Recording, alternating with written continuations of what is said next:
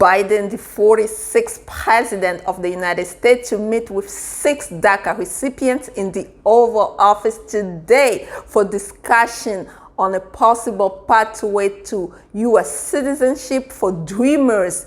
Apply pressure. Is it working, my friend? It looks like it is working in this video. I'll talk about the latest in immigration. Bijoux Ngwanda here, immigration lawyer in the DC metropolitan area.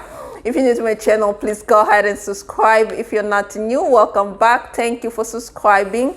And please don't forget to hit the notification bell so you don't miss any of my videos. If you enjoy those type of content, go ahead and like, share, and don't forget to comment below. Before we get into the news today, breaking news, let's talk about, first of all, where we stand. My friend, we are reaching 10,000 subscribers. We haven't reached that yet, but we are at 8,862 subscribers. So we're missing only 1,138 subscribers so we can reach that landmark. Please go ahead and share my video, like, and once we reach that number, that landmark 10,000 subscribers, my friend, I'll come back right here and I'll do 2 live sessions, basically on a Saturday and on a Sunday, answering all your questions, because I haven't been going back to respond to comment because I've been really busy with real cases. And if you need a consultation, don't forget to call my office, 202-751-2180.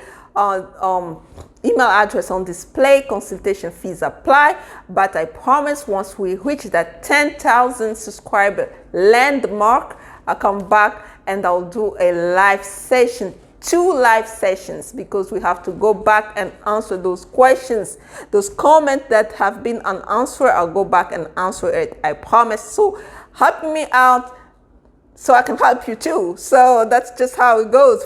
Fair play game. So before we get into Biden, what is going on with this immigration? This is a really great news, and you can see I'm smiling. I am so excited for this because remember, we have been talking about those bills, standalone bills, and on his last speech, the president of the United States stated that, well, if you cannot pass the overall reform, please let's go with the one that we agree upon. So among the things that both parties have agreed upon, we have the dreamers and we have the TPS holders. We have the Workforce Modernization Act, Farm Workforce Modernization Act, essential workers.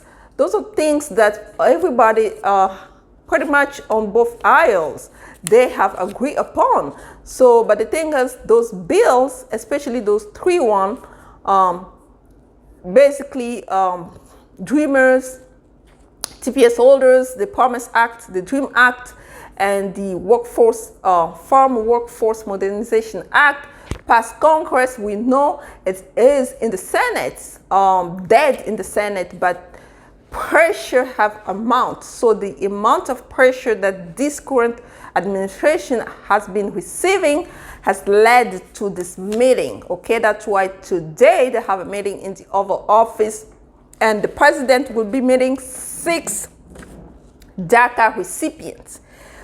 While the first person is, I'm gonna go with the names of the person and a little bit of their background. So this story is going to give us hope, especially people in that position, because this type of meeting is really good in a way that it is going to show that there's some type of pressure being applied so that they can go ahead and just pass this bill, especially this Dream Act, because they have already agreed upon it. And the Promise Act, sorry, don't come after me, and the Promise Act and the Workforce Modernization Act. And if you just add again essential workers, so if they can pass this thing, everybody will get their peace of mind. So let's get with the first person. The first person is Maria Parole. an immigrant rights advocate who moved to the U.S. from Peru when she was 5, so her sister could receive medical treatment. And she's been since living in the U.S.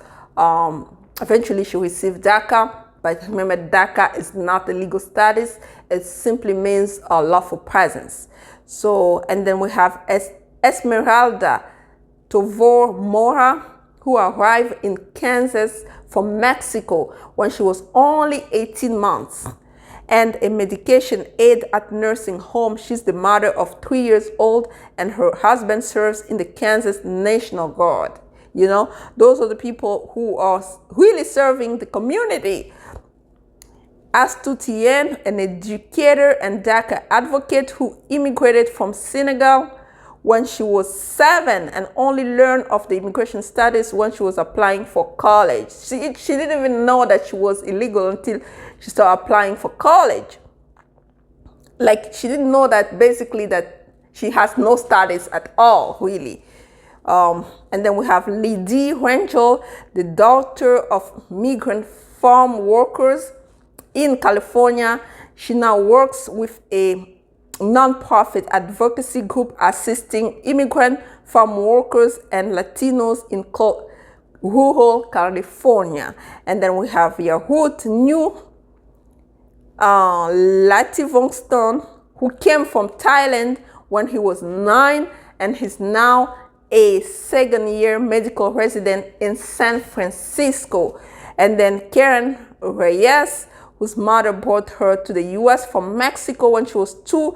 She's now a kindergarten teacher for students who are hard of hearing or deaf. So if you look at the diversity background of those all those 6 people, basically, they're all considered essential workers. This is the real representation of essential workers. And those people are advocates. Remember that advocates have been really pressuring Biden to deliver on his promises.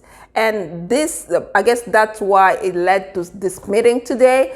I don't know the outcome of the meeting yet, but you'll see it in the news as well.